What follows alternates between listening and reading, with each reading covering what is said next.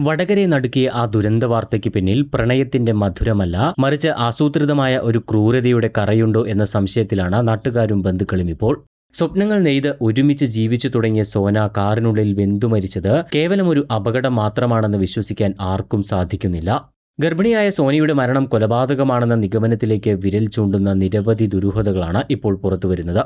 ഭർത്താവ് രജിൻലാലിന്റെ മൊഴികളിലെ വൈരുദ്ധ്യങ്ങളാണ് ഈ കേസിൽ പ്രധാനമായും സംശയമുണ്ടാക്കുന്നത്.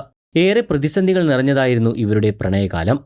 ഗൾഫിലായിരുന്ന സമയത്ത് സോഷ്യൽ മീഡിയ വഴി തുടങ്ങിയ പരിചയം വിവാഹത്തിലേക്ക് നീങ്ങുന്നതിനിടെ രജിന്റെ മനസ്സുമാറി. മറ്റൊരാളുമായി രജിൻ അടുത്തതറിഞ്ഞ് തകർന്ന സോന വടകര റെയിൽവേ സ്റ്റേഷനിൽ വെച്ച് ട്രെയിനിന് മുന്നിൽ ചാടി ആത്മഹത്യയ്ക്ക് വരെ ശ്രമിച്ചിരുന്നു. അന്ന് പോലീസ് ഇടപെട്ട് നടത്തിയ ചർച്ചകൾക്കൊടുവിലാണ് സോനയെ വിവാഹം കഴിക്കാൻ രജിൻ തയ്യാറാകുന്നത്.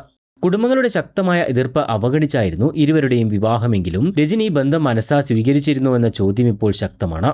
അപകടം നടന്ന സാഹചര്യത്തെക്കുറിച്ച് രജിൻ നൽകുന്ന വിശദീകരണങ്ങൾ പോലീസിനെ കുഴപ്പിക്കുന്നുണ്ട്. തോടിന് സമീപം വെച്ച് പെട്ടെന്ന് കാറിന് തീപിടിച്ചുവെന്നാണ് ഇയാൾ പറയുന്നത്. എന്നാൽ കൃത്യമായി തോടിനടുത്ത് വെച്ച് എങ്ങനെ തീപിടുത്തമുണ്ടായി എന്നതിൽ ദുരൂഹതയുണ്ട്. അപകടം കണ്ട ഉടനെ പുറത്തേക്ക് ചാടി രക്ഷപ്പെട്ട രജിൻലാൽ കാറിനുള്ളിൽ കുടുങ്ങിയ ഗർഭിണിയായ ഭാര്യയെ രക്ഷിക്കാൻ കാര്യമായ ശ്രമങ്ങളൊന്നും നടത്തിയില്ലെന്ന നാട്ടുകാരുടെ സാക്ഷ്യം ഈ സംശയങ്ങളെ ബലപ്പെടുത്തുന്നു. ഒരു സാധാരണ അപകടത്തിലുണ്ടാകുന്ന സ്വാഭാവിക രക്ഷാപ്രവർത്തനങ്ങൾ രജിന്റെ ഭാഗത്തു നിന്നും ഉണ്ടായില്ല എന്നത് വിരൽ ചൂണ്ടുന്നത് ആസൂത്രിതമായ നീക്കത്തിലേക്കാണ്.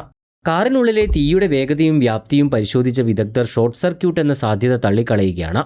ഇത്രയും പെട്ടെന്ന് തീ ആളിപ്പടരണമെങ്കിൽ കാറിനുള്ളിൽ ഇന്ധനത്തിന്റെയോ മറ്റ് ജ്വലന വസ്തുക്കളുടെയോ സാന്നിധ്യം ഉണ്ടായിരിക്കണമെന്ന നിഗമനത്തിലാണ് ഫോറൻസിക് സംഘം. രജിൻ മുൻപുണ്ടായിരുന്ന ബന്ധങ്ങൾ വിവാഹശേഷവും തുടർന്നിരുന്നോ എന്നും ആ ബന്ധങ്ങൾക്ക് സോനയും അവളുടെ ഗർഭവും ഒരു തടസ്സമായി മാറിയപ്പോൾ അവളെ ഒഴിവാക്കാൻ കണ്ടെത്തിയ വഴിയാണോ ഇതെന്നും പോലീസ് അന്വേഷിക്കുന്നുണ്ട്. പണ്ട് പോലീസ് സ്റ്റേഷനിൽ വെച്ച് സമ്മതിച്ച വിവാഹം കേസിൽ നിന്ന് രക്ഷപ്പെടാനുള്ള ഒരു തന്ത്രം മാത്രമായിരുന്നോ എന്ന് ഇപ്പോൾ ബന്ധുക്കൾ സംശയിക്കുന്നു. പ്രതികാരം തീർക്കാൻ രജിൻ കണ്ടെത്തിയ ക്രൂരമായ മാർഗമാണോ ഇതെന്ന് നാട്ടുകാരും ആരോപിക്കുന്നുണ്ട്. നിലവിൽ രജിന്റെ ഫോൺ രേഖകളും സമീപത്തെ CCTV ദൃശ്യങ്ങളും പരിശോധിച്ചു വരികയാണ്. മൊഴികളിലെ വൈരുദ്ധ്യം കണക്കിലെടുത്ത് രജിനെ വിശദമായി ചോദ്യം ചെയ്യുന്നതോടെ മാത്രമേ ഈ അസ്വാഭാവിക മരണത്തിലെ ചുരുളുകൾ അഴിയുകയുള്ളൂ.